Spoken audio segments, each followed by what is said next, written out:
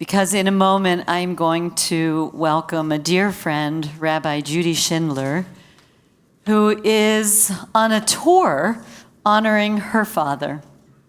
But before I do, I want to share this story.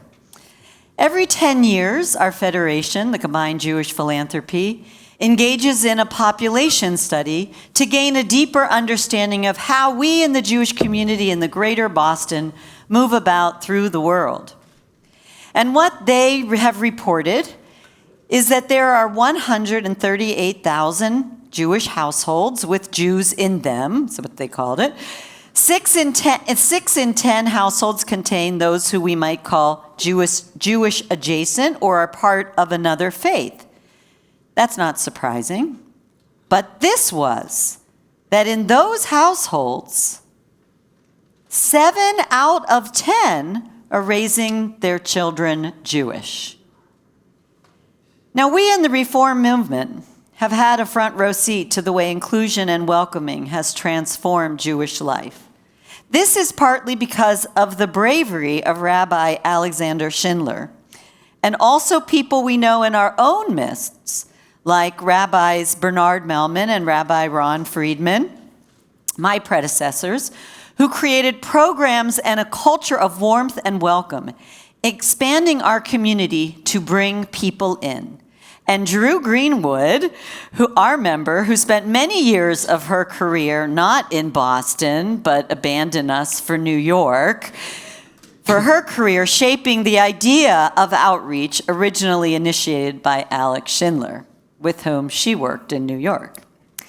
And I worked with him when I was in rabbinic school and running the biennials, when he was president of the Union for Reform Judaism, called another name.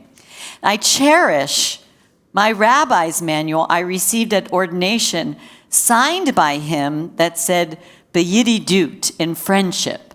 I never asked any of my colleagues if they had it as well, but I will just take that. He was influential on the grand scale, but also on the personal. Many people's lives were shaped by him, and I've asked a beloved past president just to briefly come forward to share his story. Barry Weissman.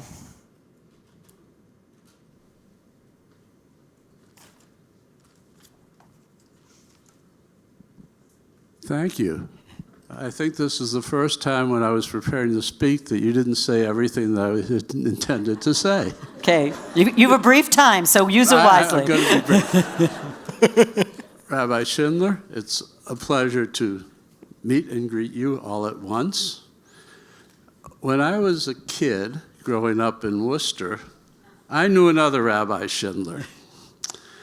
He was then the associate rabbi at Temple Emmanuel in Worcester.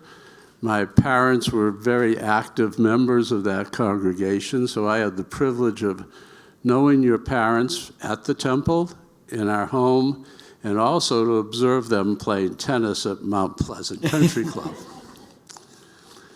The time in Worcester was a precursor to the greatness that you'll hear about. Alex Schindler's voice, his charm and his charisma were just everywhere. And I was blessed to have him officiate at my bar mitzvah. Okay, quickly, I know I'm running out of time. Fast forward we go. It's many decades later, I, as president of Temple Israel, at the biennial, the UAHC biennial at that time, and I'm walking down the hallway, and coming toward me is Rabbi Schindler and his large entourage. We hadn't seen each other for a while, and as I was standing there trying to figure out what to say, he came closer, looked at my credentials, and said, and I'm going to edit this, "How did you get to be so old?" I was speechless, but we did the Schindler hug and hung on to each other for a long time, and that warmth remains with me to this day. And it is a particular honor and pleasure to welcome you to Temple Israel. Thank you. So as Judy comes forward, I just want to just share how accomplished Rabbi Schindler is. And she told me not to speak about her, but I'm just going to say a wonderful friend, a wonderful teacher. She is a beloved rabbi and a beloved in all the communities that she is part of, and has, in her own right, just made a deep impression and a profound impact on the Jewish people. Usually when someone says they play tennis with my parents, we all ask as the 5 kids who won, because we're very competitive. My dad signed my rabbi's manual too, but he's very spacey. So he wrote B'yididut in friendship, and then he wrote oops, and wrote me a note realizing I was his daughter and he was signing my rabbi's manual. So I'll read it to you. He taught me to keep a rabbi's manual in my car, in my office at home, and in my office at work. So I'll read it to you. But how wonderful it is to be here at Temple Israel of Boston with my friend Elaine Zecker and with my colleague on the RPB, Rabbi Ron Friedman. How blessed you are to have such a talented, passionate, and visionary rabbi. Together, we've learned at conferences through the decades, and we have laughed and eaten together in cities across the country. And how blessed you are to be a part of this amazing congregation. For me, being here is humbling. My father, Rabbi Alexander Schindler of blessed memory, preached on the very bima in the next room. And as I prepared for this talk tonight over the Thanksgiving holiday, I found a recording of him speaking at Temple Israel in 1979 at your 125th anniversary. And as I'm listening to it, my 23-year-old and 25-year-old sons had never heard my father's voice before. It was a Dayenu moment. If speaking here today accomplished only that, it would have been enough. And if bringing my niece, Stella Schindler, who works at MIT and is affiliated with MIT, Harvard, and Los Alamos, if bringing her here to Temple Israel tonight, that would be a Dayenu moment. That would be enough. My father loved this congregation. Early in his career, he served as an auxiliary rabbi here during the high holidays at your many, many, many services, and many of your lay and professional leaders are among his closest friends, or were among his closest friends. So imagine for a moment that each of us has a single photograph, one iconic image that captures our essence. There is such a photograph of my father's predecessor, Rabbi Maurice Eisendrath, who served as president of the Union of American Hebrew Congregations, the UAHC, now the Union for Reform Judaism, from 1943 to 1973. You might know this image. You can raise your hand if you do. It was February 1968, Arlington National Cemetery. Rabbi Eisendrath is standing with a Torah scroll in hand. Beside him is Dr. Martin Luther King. Beside him is Rabbi Abraham Joshua Heschel. And beside him is Reverend Ralph Abernathy. How many people have an image of that photograph in their mind? They're protesting the Vietnam War before the tomb of the unknown soldier. When Eisendrath suddenly died at our Reform Movement's biennial in 1973, my father, then a much younger rabbi, stood up the next morning and read word for word Eisendrath's bold and courageous speech calling out our nation's actions in Vietnam. 3 days later, my father was installed by your beloved Rabbi Roland Gittleson of blessed memory at Temple Israel in Manhattan, at Temple Emmanuel in Manhattan. And that moment, my father would become the president of the congregational arm of the Reform Movement, a role he held for 23 years. So if my father had an iconic image, what would it be? We don't have the picture, but here is the image. It would be of my father standing in a large tent with the tent open on all 4 sides like the tent of Abraham and Sarah, so that anyone passing by could enter. Whether it was the tent of our Shabbat table, the tent of the synagogue, the tent of America, or the tent of Israel, my father believed it must be open on all its sides with the broadest definition of welcome one could have. In our home, the the Schindler Shabbat table was never closed. Being home for Shabbat dinner was mandatory. And our table was always filled with 5 kids, my mother and father speaking loudly all at the same time. And the meal ended in a spirited song session reminiscent of all of our times at Reform Movement summer camps. Just as our home was open, my father believed the synagogue needed to be open to all. During his presidency, the Reform Movement grew from 400 congregations to almost 900. But more important than the numbers was the transformation. He worked tirelessly to fling open the doors of our synagogue, especially to those who were entering interfaith marriages.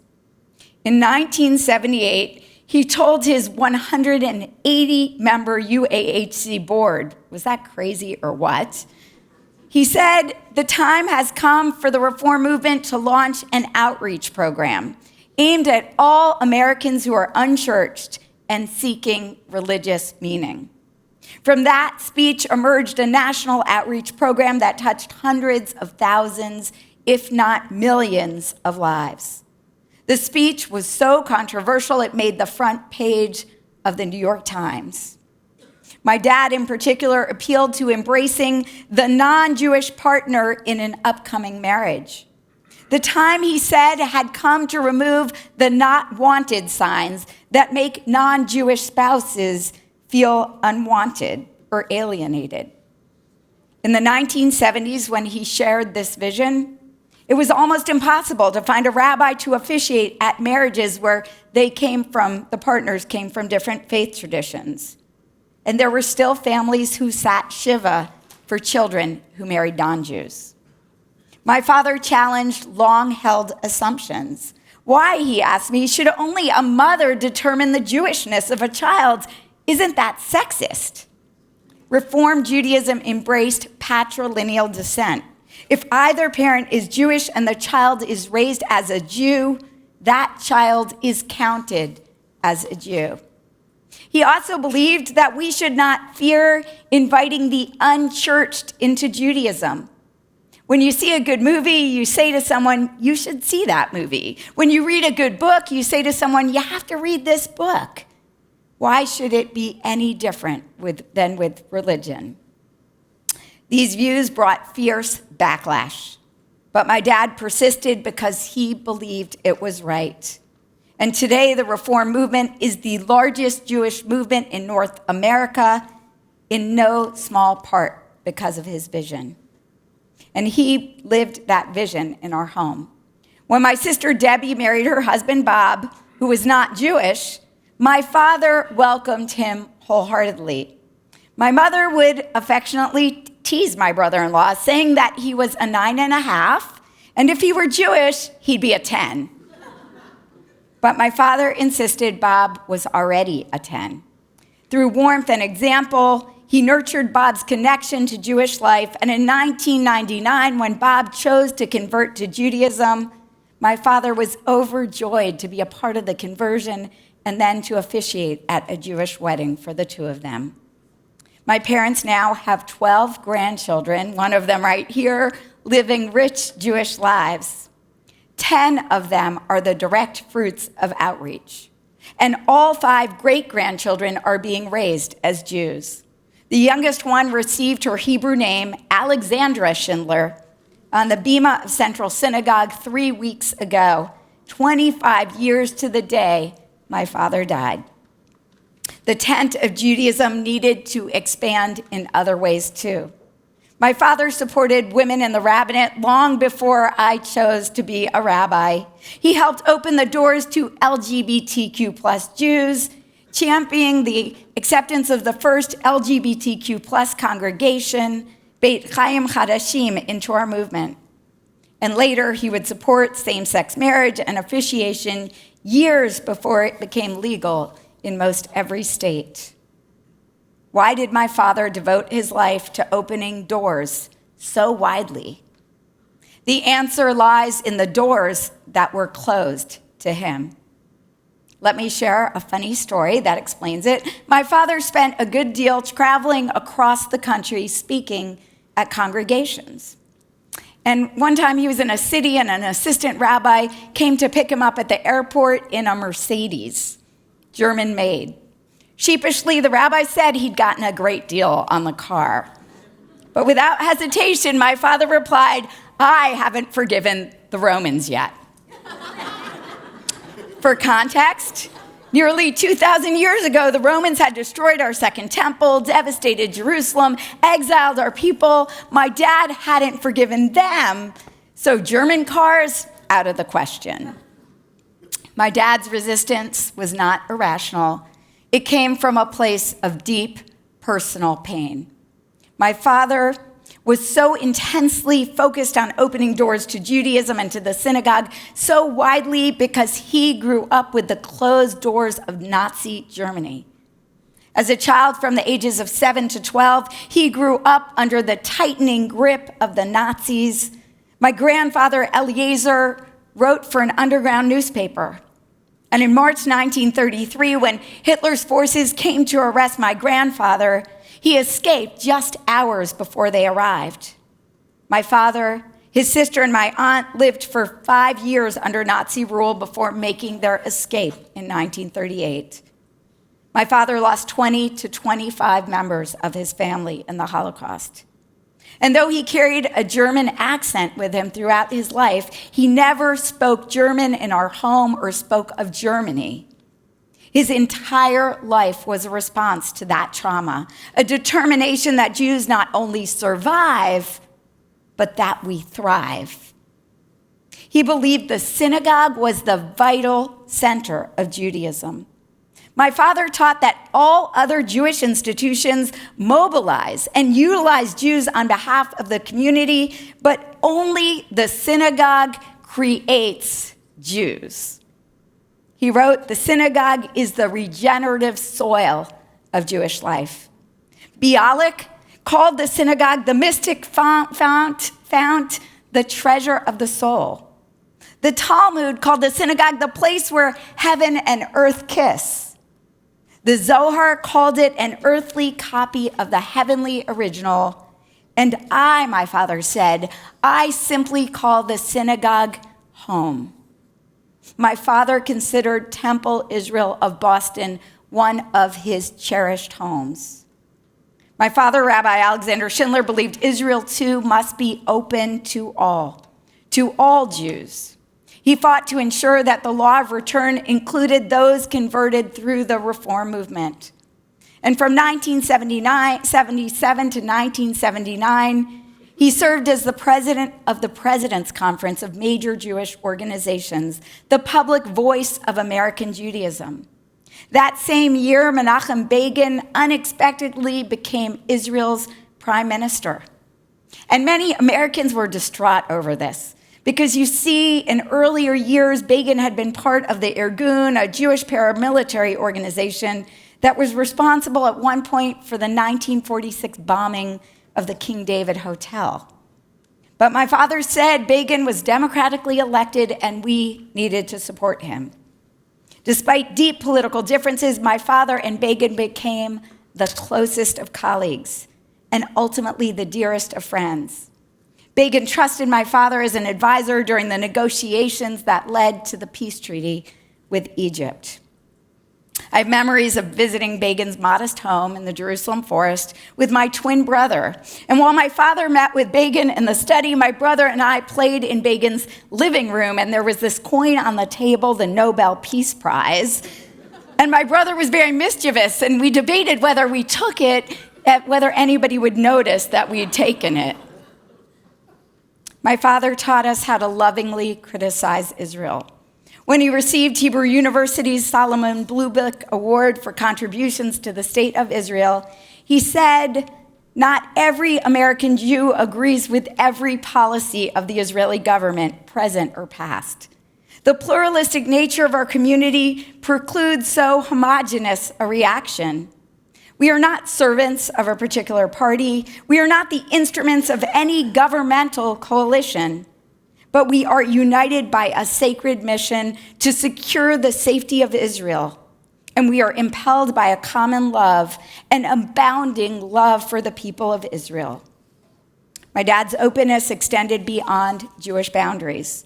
At the 33rd anniversary of the Warsaw Ghetto Uprising, he spoke of two truths that are forged from the Jewish anguish of the Holocaust. First, the essential unity of the Jewish people. Wherever a Jewish community is embattled, our help will be forthcoming. And second, the Holocaust enjoins us to have a solidarity with all humanity. There's a Yiddish expression he shared. It says, "The world is aflame, not just our villages. We will not stand idly by the blood of our brothers, nor our own blood, nor the blood of our brother man. For Jewishness can never be defined only in parochial terms. We see the saving of the world as the necessary precondition for our own redemption." And finally, my father taught that our hearts must be open. The most iconic image I carry of him is one we actually do have. My father dancing with my mother at their wedding. They were the loves of each other's lives. My father was a gin player on the train home from New York every day. He was a tennis player and he played at net, a great game, while my mother chased the balls that slipped past him. My father loved telling jokes, smoking a pipe, and working at the typewriter, and then later the computer in his home office, overlooking the woods and the river behind our house in Westport, Connecticut. He was crafting words, courageous words, compassionate words, words that shaped our movement. He taught me how to speak with courage and how to choose words with care. The Talmud teaches that when we quote someone who has died, their words whisper from the grave. Though my father died 25 years ago last month, his words live on.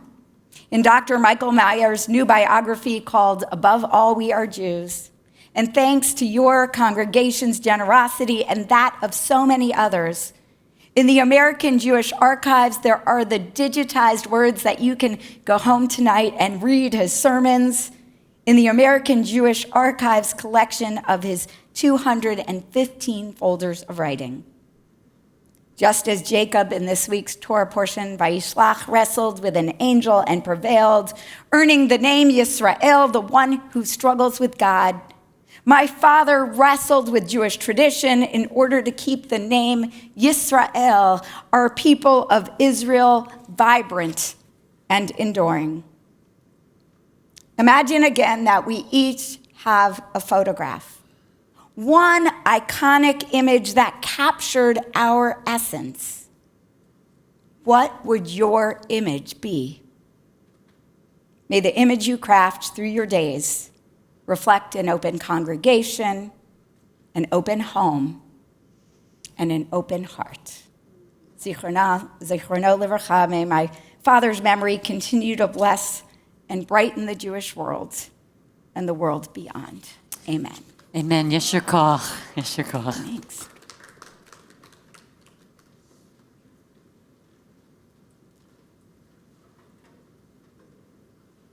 To have you here and his granddaughter here speaks of his legacy, and we know how you have carried that and all of your siblings and all of the family together. And I think all of us here, having an introduction to Judaism class, Hebrew class, all of the ways that we are all part of that legacy, and that is a way that his memory continues to be a blessing.